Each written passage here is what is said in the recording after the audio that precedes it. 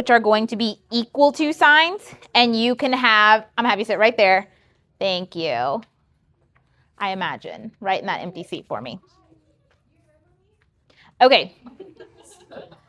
So we are going to, guys, especially my new people, we do not talk while I'm talking. Otherwise, we will move immediately.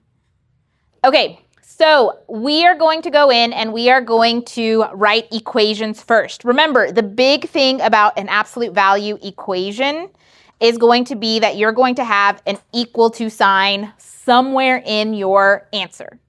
If you have an absolute value inequality, you're going to have less than, greater than, less than or not equal to, and all of that stuff. So the first thing that we're going to do, these are the steps that you're going to go through to write the equation. You don't have these steps on the test. So these are steps that you're going to have to know for the exam. Now, one really nice thing about this is we give you this formula. So we're literally just filling in two things to this formula. What is the halfway point? And what is the distance from the halfway point? Those are the only two values you have to find. So the first thing that we usually recommend for you guys to do is to draw a number line. So for question 1, it says, in a cheerleading competition, the minimum length of a routine is 4 minutes, the maximum length is 5. So if I were to draw that as a number line, that's going to be a 4 and a maximum length of 5. Now, when I say this, with what you're hearing me say, what do you, just kind of like, what do you think? Does that include 4 minutes? Yeah. Yes. Realistically, if we say it's going to take 4 to 5 minutes, you think it could be 4 minutes and it could be 5 minutes. So if it's included, that means I'm going to have a filled in circle for those values of 4 and 5. So I have my minimum and I have my maximum. So this is my minimum length. This is my maximum length. What would the midpoint be? So what would be the middle value between these two numbers? 4.5. So that's going to be my halfway point. So you can call it the halfway point, you can call it the midpoint, but that's the marker that falls in the middle. So I already know one of the things I need. One of the things I need is the halfway point. The next thing that I need is the distance from the halfway point to one of the minimums or maximums. It doesn't matter because it should be equal. What is this distance from 4.5 to 5? 0.5. So we can say 0.5, and it should always be the same. So my distance from the halfway point is 0.5. So the only thing that I have to do in order to write this equation is say x, that's not going to change, minus my halfway point, which is 4.5, and then it's equal to the distance from the halfway point, which is 0.5. Let's do that in the right color. And this would be my answer. So again, there's two things you have to find from these problems. What is the halfway point? What is the distance from the halfway point? We give you the formula. You don't even have to memorize the formula. We give it to you. You just have to plug in the values. Yes, Carlos? You do not have to solve it. You can if you want to check that your answer or your equation is set up correctly, because if you solve this, you should get 4 and 5, but you don't have to. You just have to write the equation for us. So let's try another one. So for example 2, they tell us an absolute value equation has 2 solutions. It has 2 and it has 9. So when you have it in the case of being solutions, you're just going to say 2. And if it is a solution, that means it's going to be a filled in circle because it's an answer that works for this problem. Remember, there are cases for absolute value where we have an extraneous solution, and that means it's an answer you got correctly from solving, but it doesn't work for this problem. So I have 2 and 9. So if I wanted to find the middle value between 2 and 9, a little kind of trick here. If I want to figure out what the middle distance would be, I can go in and I can take the max minus the min and divide it by 2. Now, this isn't going to give me the middle value, but it's going to tell me that distance that's separating this one length and taking it in half. So my case is a max of 9, a min of 2. If I divide that by 2, I'm going to get 7 over 2. And if I wanted to simplify that, what does 7 over 2 also equal to? 3.5. Now, again, this is not the middle number. All this number is telling me is that the distance to the middle is 3.5. And knowing that, can I figure out what the middle number is? What's the middle number? 5.5. Now, if you're like, where the heck did that come from? If I take 2 and I add 3.5 to it, I'm going to get 5.5. If I take 9 and I subtract 3.5 from it, I'm going to get 5.5. So you can always verify that's going to be true by testing your numbers. So you just want the middle number. Where is the middle number at? In this case, it's 5.5. I know everything I need to know for this problem. So I'm going to go in, and again, it's stating it's an equation, so I know it's an equal to x minus, it's always minus. I'm going to plug in my halfway point of 5.5, and I'm going to plug in my distance of 3.5. And this will be my final answer. You only need to know 2 things: halfway point, distance to halfway point. You don't even have to memorize the formula. You just have to know how to set it up. Okay, do I have any questions on equations? Sweet. Inequalities, flipping on the back. Again, short lesson. Not very different. What you'll actually see on your test, because we give you one general formula, is this. And please, please, please don't get confused by the fact that there is a question mark in the middle. All that question mark means is it could be an equal to if it's an equation. It could be less than. It could be greater than. It could be less than or equal to, or greater than or equal to. You're plugging in the right sign. Now, in the case of inequalities, you're not going to have an equal to sign. That's only for equations. We tell you in the problem, write an absolute value equation, write an absolute value inequality. So you should all automatically know what direction you're going in.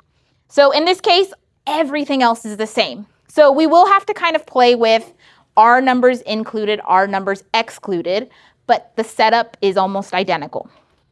So the first thing says a machine at a lumber mill cuts boards that are 3.25 meters long, and it's acceptable for them to differ by at most 0.02. So write and solve. Now notice this one does say and solve, so I will have to find values that satisfy this problem.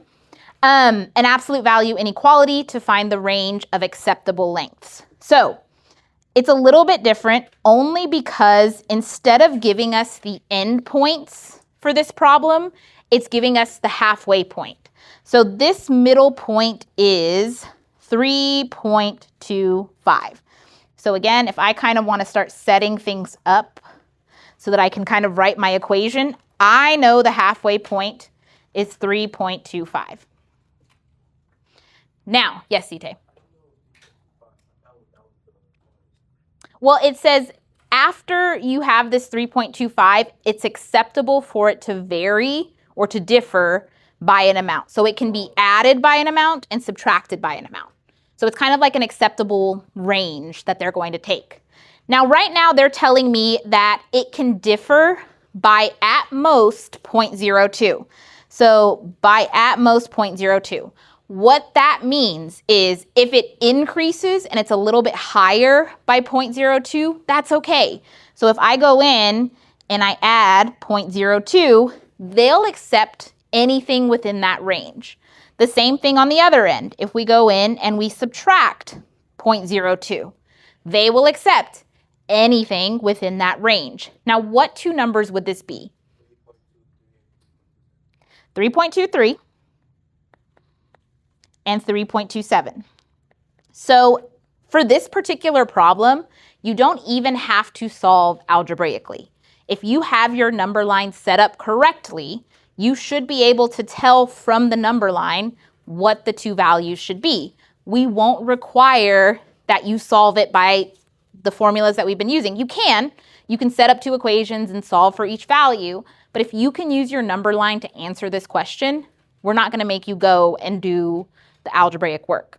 Now in this case, I'm going to set it not equal to, but I'm going to put 0.02 on the other side. Now a question. If I get a piece of lumber, because that's what we're talking about, and it measures 3.27, is that acceptable? Yes, because they said it can vary by up to 0.02. So that means at these 2 points, they're going to be filled in because they are acceptable amounts for this problem. All that's going to tell me is that those two values work. Now, question again. If I wanted to find the area that is acceptable, am I shading everything outside or am I shading everything inside? Inside. So the acceptable ranges are inside. When we shaded inside, that was because it was a less than, which meant you were either using less than or equal to. So in this case, because we said 0.23 and 0.27 are acceptable ranges, I'm going to use less than or equal to. If it was outside, it would be a gray tour. We face the other direction. So here is my equation. If I were to solve this, we could say 3.23 meters, and I'm okay if you just box on your number line, and 3.27 meters. That is solving it. In like your number line, anything within those two number lines, two numbers is acceptable.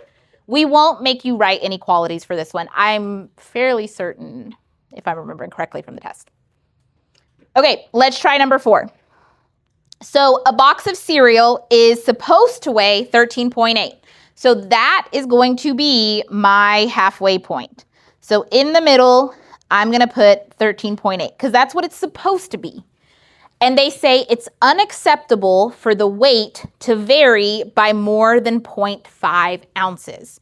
So if I were to come in and add 0.5, and if I were to come in and subtract 0.5, the first value on the upper end I'm going to get is going to be 14.3. And the one on the lower end is going to be 13.3. And all I did was subtract 0.5 and add 0.5.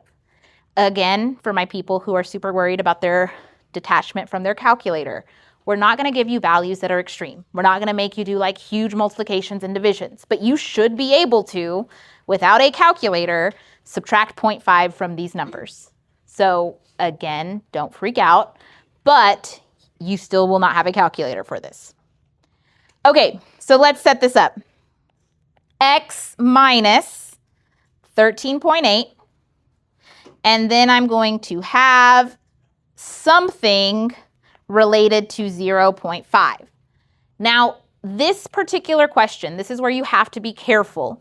It's saying write and solve an absolute value inequality for the range of unacceptable weights. So they want to see if my cereal box measures in these values, it would be unacceptable. So would the unacceptable weights be inside or would they be outside? Outside. So that means I'm shading everything outside. Now another question.